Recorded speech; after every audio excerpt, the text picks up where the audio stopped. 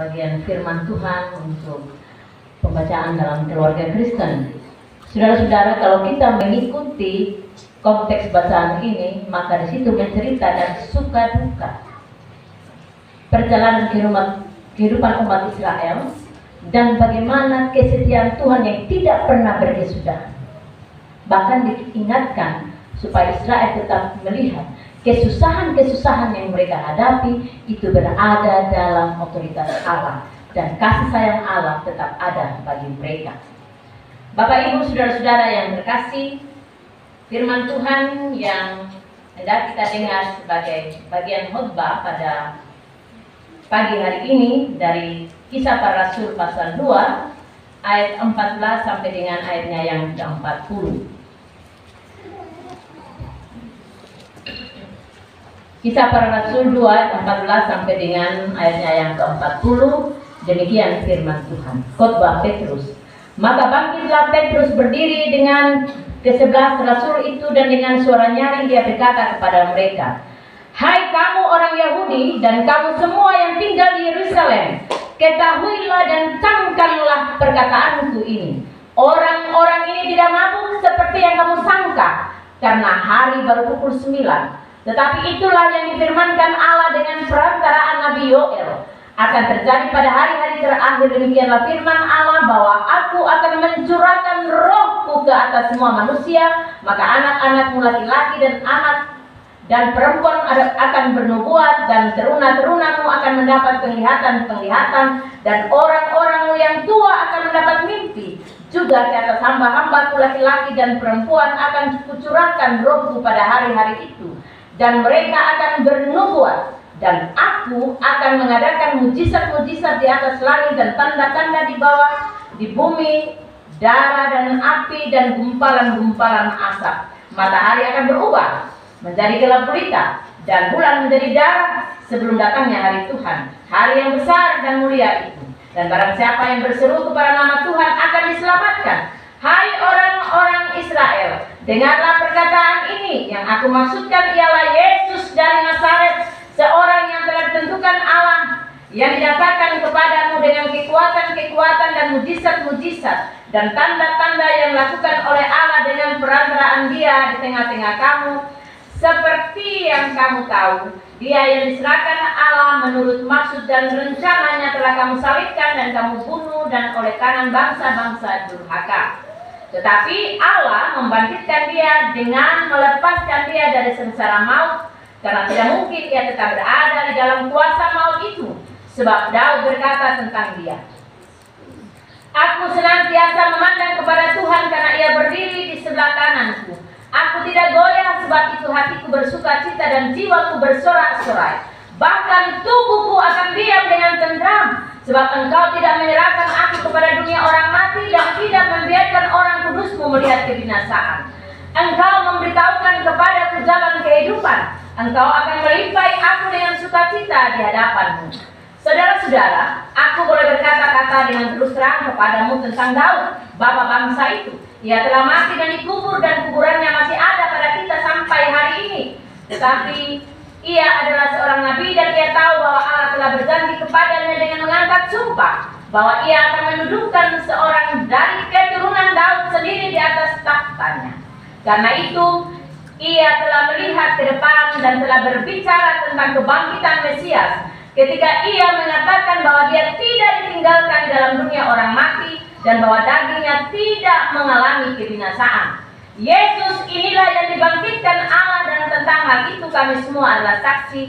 Dan sesudah ia ditinggikan oleh tangan kanan Allah dan menerima Roh Kudus yang dijanjikan itu, maka dicurahkannya apa yang kamu lihat dan dengar di sini. Sebab bukan Daud yang naik ke surga, malahan Daud sendiri berkata, "Tuhan telah berfirman kepada Tuanku, duduklah di sebelah kananku sampai kubuat musuh-musuhku menjadi tumpuan kakimu." Jadi seluruh kaum Israel harus tahu dengan pasti bahwa Allah telah membuat Yesus yang kamu salibkan itu menjadi Tuhan dan Kristus.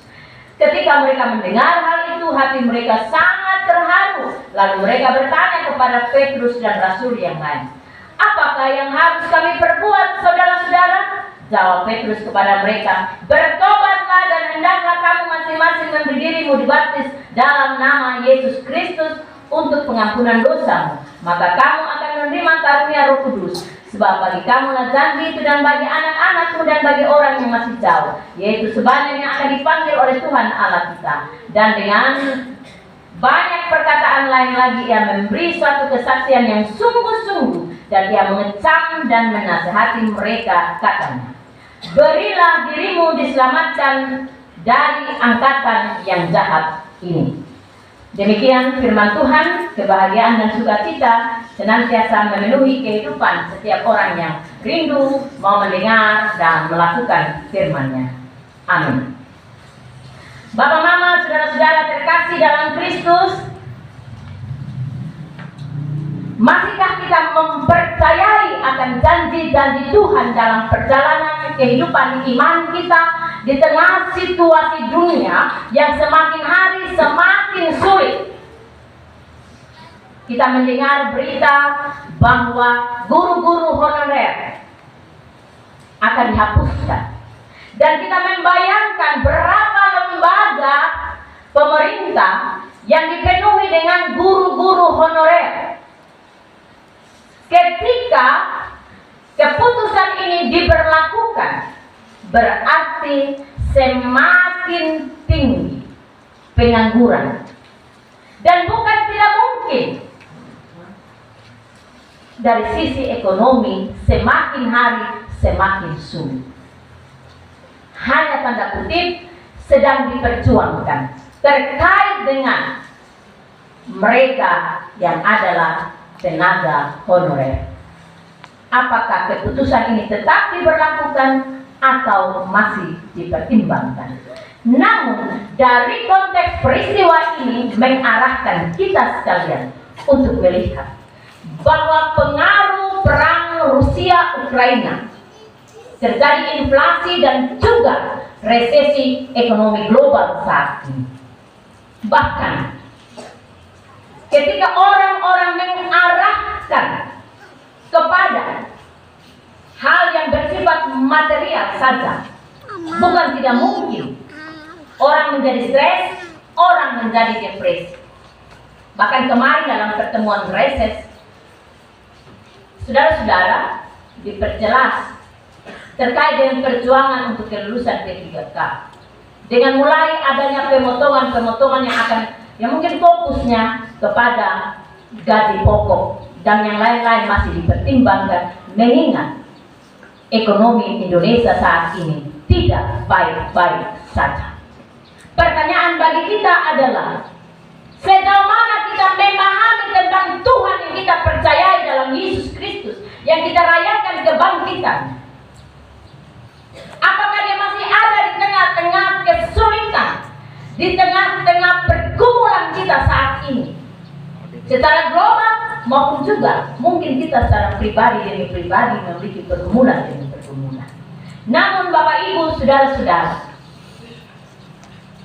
di dalam situasi kita berada memperingati saat-saat Yesus menampakkan diri, dan kita melihat konteks pembacaan kita, bagaimana seorang Rasul Petrus dengan keberanian iman menyatakan Allah yang memenuhi janjinya dalam panggilan iman. Kita tahu siapa Petrus. Petrus seorang yang begitu tangguh dan gigih membela Yesus, dan dalam keadaan apapun dia siap menghadapi para musuh sekalipun. Dan saat itu bukankah ia memegang pedang, memperlihatkan keberaniannya saat perjamuan akhir dengan Tuhan? Tetapi Bapak Ibu, saudara-saudara, ketika situasi terjadi mulai dari Getsemani, mereka bongkar lari tidak jauh dari Tuhan, dan secara intip-intip mereka lihat bagaimana pergumulan yang Yesus alami, dan orang-orang di sekitar itu berjumpa dengan Simon Petrus. Apakah engkau juga salah seorang yang mengikuti Yesus? Engkau Petrus dari Galilea. Dan dia berkata, oh tidak, bukan. 3 kali dia menyangkal Yesus, dan ketika ayam berkokok, Yesus berpaling. Dia sadar, dia salah, dia tidak memegang komitmennya, dan pada akhirnya Bagaimana ungkapan penyesalannya Bapak Ibu Saudara-saudara? Tidak seperti Yudas yang ketika dia membeli sebidang tanah dengan 30 keping perak lalu dia menjual Yesus. Ini gara-gara materi. Tetapi ketika dia salah dan dia menyesal, apa yang terjadi? Dia gantung diri di tanahnya yang dia beli, dan tanah itu dinamakan tanah harta dama, tanah darah, dan seluruh isi perutnya tumpah. Bapak Ibu Saudara-saudara yang terkasih, tetapi Simon Petrus, dia menyesal, dia menangis di hadapan Tuhan. Dan kemudian Tuhan datang ketika Tuhan menampakkan diri. Kita bisa baca dalam Injil Yohanes pasal 20, 21. Tuhan menampakkan diri kepada dan mengatakan, "Hai Simon, apakah engkau mengasihi aku? Gembalakanlah domba-dombaku." Dan 3 kali Yesus bertanya dan dia menjawab, "Tuhan, engkau tahu aku mengasihi engkau." Dan komitmen dia bahwa dia mengasihi Tuhan tetap dia wujudkan sampai pencurahan Roh Kudus. Ia mendapat kuasa dari Allah. Roh ketakutan menjadi roh keberanian untuk memberitakan tentang Yesus yang tersalib itu. Itulah yang diceritakan dalam konteks kita hari ini. Ketika mereka dianggap, oh mereka dalam keadaan mabuk pengaruh minum anggur. Dalam kebiasaan Yahudi tidak ada minum anggur pagi baru jam 9 seorang sudah mabuk. Sehingga dia menentang hal itu. Pada ayatnya yang ke-14 dia berkata kepada mereka, "Hai kamu orang Yahudi dan kamu semua yang tinggal di Yerusalem, ketahuilah dan camkanlah perkataan ini. Orang ini tidak mabuk seperti yang kamu sangka. Karena hari ini baru pukul 9. Tapi kalau untuk kita sini pagi-pagi itu bisa banyak yang mabuk. Mabuk itu bukan karena kepenuhan roh. Tapi Petrus dia mau berkata begini, bahwa kami tidak mabuk. Memang roh bekerja, ada angin bertiup, ada lidah-lidah api, dan bahasa yang mereka ucap dari berbagai bahasa. Kita lihat di pasal 2 sebelumnya. Dia mau menegaskan dan dia mengutip beberapa bagian kitab para nabi yang menceritakan bagaimana nubuatan itu telah terjadi mulai dari zamannya Nabi Yoel. Bayangkan Bapak Ibu, Nabi Yoel beratus-ratus tahun kemudian nubuatan itu menjadi kenyataan. Dan di sini berarti umat Allah membutuhkan komitmen mereka tidak goyah dalam berbagai zaman untuk mempercayai nubuatan para nabi. Bahkan kutipan yang menceritakan tentang apa dikatakan oleh sang pemazmur yaitu Daud, itu ia kutip. Sehingga jelas Bapak Ibu Saudara-saudara apa yang diperkatakan oleh firman Tuhan ketika para murid saat itu menerima berita tentang kebangkitan. Dan masih banyak yang mungkin kita ikuti, masih banyak yang ragu, tetapi Tuhan mau menegaskan. Kalau kita melihat Lukas 24 di situ berkata ayat 44, "Inilah perkataanku yang telah kukatakan kepadamu ketika aku masih bersama-sama dengan kamu, yakni bahwa harus digenapi semua yang ada tertulis tentang aku dalam kitab Taurat Musa dan kitab Nabi-Nabi dan kitab Mazmur." Berarti Bapak Ibu Saudara-saudara, nubuatan yang terjadi dari zaman para nabi beratus-ratus tahun kemudian menjadi kenyataan. Dan bagaimana dengan kita yang sedang menanti janji-janji Tuhan terkait dengan pengharapan akan kedatangannya yang kedua kali? Mampukah kita bersabar di tengah-tengah kesulitan, di tengah-tengah kesusahan yang terjadi akhir-akhir ini? Dalam berbagai bidang kita lihat penguasaan teknologi digital saat ini membuat anak-anak kita tidak menjadi generasi-generasi yang mendengar. Kemarin retret 25 anak, beberapa pelayan seolah-olah mau menyerah berhadapan dengan perilaku anak dan nyaris semua anak-anak pegang HP. Berarti kita membutuhkan waktu ekstra untuk membimbing anak-anak, termasuk para orang tua. berhadapan dengan kesulitan-kesulitan ini, kita butuh siapa? Kita butuh Tuhan. Jangan pernah andalkan pikiran kita, kekuatan kita untuk mendidik anak-anak. Gereja berhadapan dengan munculnya pengakuan negara terkait dengan aliran kepercayaan Marathi. Apakah gereja harus berhenti memberitakan Injil? Ada kelompok-kelompok yang melarang untuk gereja stop memberitakan Injil karena pengakuan terhadap penghayat kepercayaan Marathi saat ini. Bahkan di sekolah-sekolah saat ini juga mulai diajarkan terkait dengan apa yang diyakini oleh penghayat kepercayaan Marathi. Apakah gereja harus berhenti untuk memberitakan ini tentang kabar baik, kesaksian tentang Yesus Kristus? Tentu tidak, Bapak Ibu. Kita tetap dipanggil untuk bersaksi. Kalau Petrus boleh bangkit di dalam kuasa roh keberanian bersaksi tentang siapa Yesus, maka kita pun dipanggil untuk bersaksi. Yesus yang bangkit yang kita peringati, dan yang telah mencurahkan Roh Kudus dalam kehidupan. Roh yang sama itu ada sampai dengan hari ini untuk menghibur, menguatkan kita, untuk memberikan kita hikmat mengelola apa yang ada yang Tuhan anugerahkan, tanah yang kita hidupi saat ini, untuk kita kelola, dan bagaimana itu menghidupi kehidupan kita di tengah-tengah berbagai resesi ekonomi yang terjadi akhir-akhir ini. Karena itu Bapak Ibu, saudara-saudara yang dikasihi Tuhan, di tengah kesulitan-kesulitan yang terjadi, apakah kita akan berdiam diri? Akankah kita tidak lagi melakukan fungsi dan tanggung jawab untuk memberitakan Injil? Tentu tidak. Mengapa? Peristiwa yang terjadi akhir-akhir ini, baik dengan perkembangan teknologi, cuaca ekstrim, kita tidak terlalu jelas ini hujan kapan berhenti, panas, dan seterusnya. Semuanya penuh tanda tanya. Tetapi yang kita tahu dan harapan yang pasti, Tuhan kita tidak pernah berubah dari dulu, sekarang, sampai yang akan datang. Tuhan yang kita percaya yang menuntun Israel dengan segala pergumulan, Tuhan yang sama itu juga yang menuntun saudara dan saya.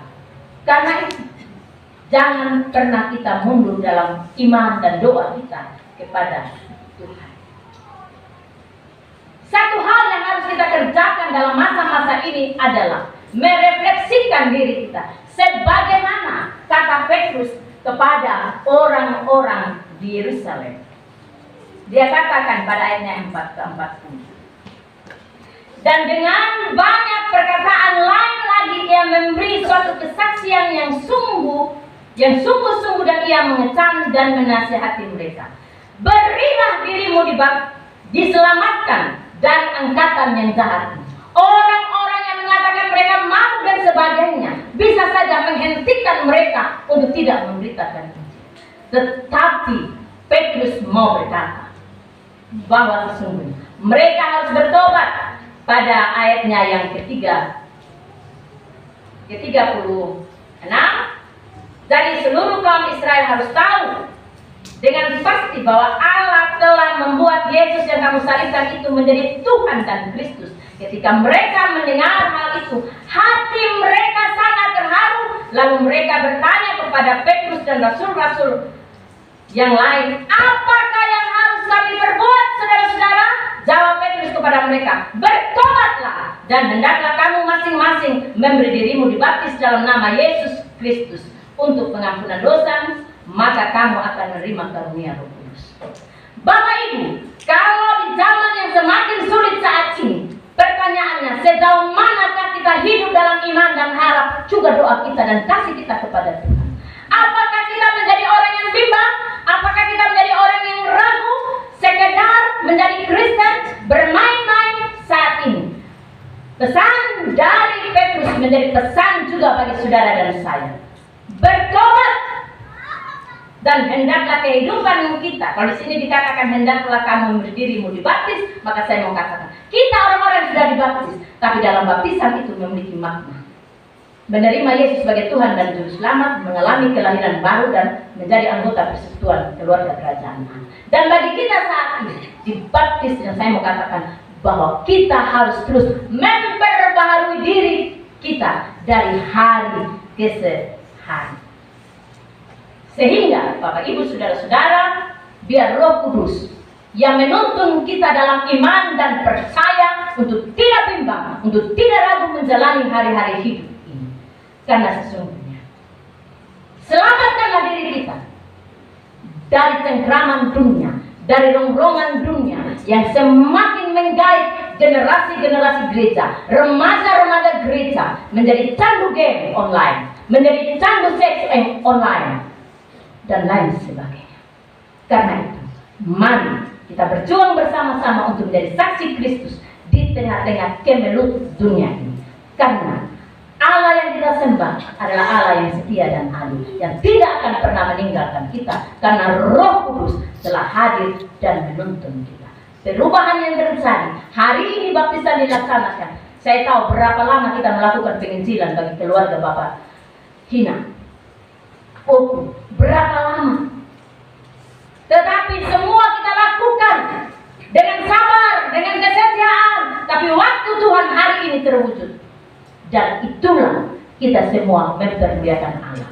Begitu juga dengan anak, cucu, menantu, dan sebagai persekutuan keluarga kerajaan Allah. Yang hari ini kita menyaksikan, kita harus terus berjalan di dalam kesatuan hati untuk saling mendoakan bahwa Roh Kudus yang Tuhan janjikan itu terus hadir sampai dengan hari ini, dan kita terus menanti kedatangan Tuhan untuk menjemput kita.